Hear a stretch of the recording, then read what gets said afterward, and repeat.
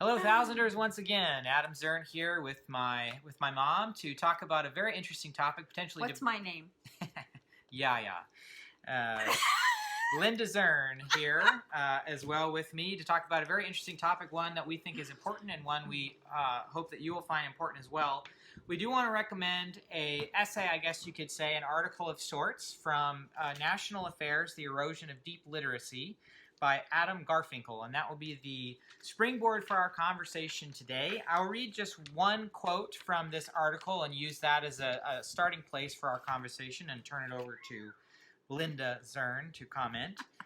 But he says, of the many things that he says in this article, after all, deep readers at least may know what they don't know, and hence are better able to deploy shields of skepticism against all forms of advertising, including the political kind that enchants populist mobs into being.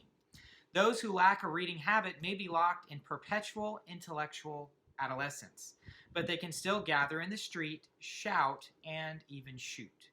The 16th century English bishop John Bridges wrote that a fool and his money are soon parted. He might have said the same about a non-reader and his political agency. Pretty heady stuff there. And obviously the point that the author is making is that with the erosion of what he calls deep literacy and deep reading, our very political freedoms are at risk here. So what do you think? I read the article and I thought, boo-hoo. Boo-hoo, boo-hoo, boo-hoo. Because honestly, academia has asked for this. We have been, if you're in the academic world or at any point, they have absolutely orchestrated the fall of this empire from the 60s on. I can't even tell you, when I was researching about teaching children to read and what that means and how that works, there was a whole movement in education about, well, we can't do the classics anymore. Classics are hard. The classics are a stretch. And I call what happened then the next theory to come along, the fart, burp, booger phase, which was, we can't get the boys to read, but they're interested in farts and burps and boogers, and so we're gonna go in that direction. And there was a whole movement to kind of dumb down the language to appeal to these children, which I don't know if it's just, I don't know why. I just knew that it was going to end badly. It ends badly when we devalue deep literacy. Deep literacy is hard, and we have really done a number on ourselves, in my opinion. I agree with portions of what you're saying. I think that the public education system bears some of the blame. I think that the deconstruction of the family bears some of the blame. Absolutely. I think individuals bear some of the blame. I think we see some of the kind of mentality that leads to almost a discouragement of deep reading and deep literacy when we see something like we discussed a little while back called, about have books failed. Andy Matushik, if I'm saying his name wrong, I apologize, but he wrote an essay about, how books have failed us, basically. We read these books, we can't remember what we've read, therefore, what value are we getting out of these? Obviously, I'm simplifying his argument, but I feel like those arguments are leading us down this path to, I love this phrase, perpetual intellectual adolescence. I also think that individuals bear some of this blame as well.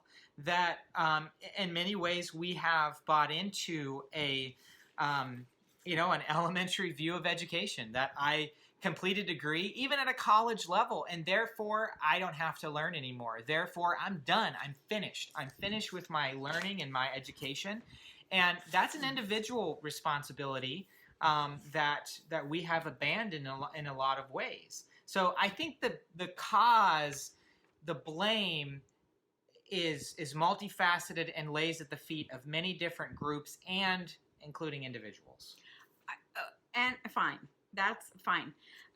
He talks a little bit about... That's fine, or that's right? Fine. He talks about the neurophysiology of the act of reading and what that means and how that works in this article, which is interesting. Again, so okay. So it's on us. It's on me. It's on my family. It's on me as the matriarch to make sure my kids learn how to deep read or to be deeply literate or whatever. It's really interesting, though. He says that must be the case because if there is any law of neurophysiology, it is that the brain wires itself continuously in accordance with its every experience. So if our experiences that our society is providing, that our, yes, families, whatever, education is providing is the fart, burp, booger experience, you're going to get what you put in. I mentioned to Adam at one point, I said, think about it. At one point in this country, children were educated by using the King James, not modern wording, not all the versions that we have now, easy reading, King James version of the Bible. Now, I have mentioned this before in a blog post, and I was accused of practically carrying a religious pamphlet around with me and trying to, make people go to church. That's not what I'm saying. What I'm saying is the language of a King James version of the Bible is hard. It is beautiful. There is simile and metaphor. There is comparisons. There's story arcs. All of the literary pieces are in that book. And we have so denigrated it, our heritage, that our literature has suffered, in my opinion. I think I agree with you there. I think historically, you can look back at many of the great thinkers that we've had in this country, and I think historically, let's be honest, and historians, I think some, not all, of course, will agree that when you look at the founding generation, really in no time in human history has so many brilliant human beings been collected from such a small pool, right? Of individuals. Of available Yes. people. Sure. I think Arthur Schlesinger talks about that in some of his historical commentary. So I think there very much is something to that this kind of biblical education that might have been religious in nature, but had these really powerful kind of secular effects, right?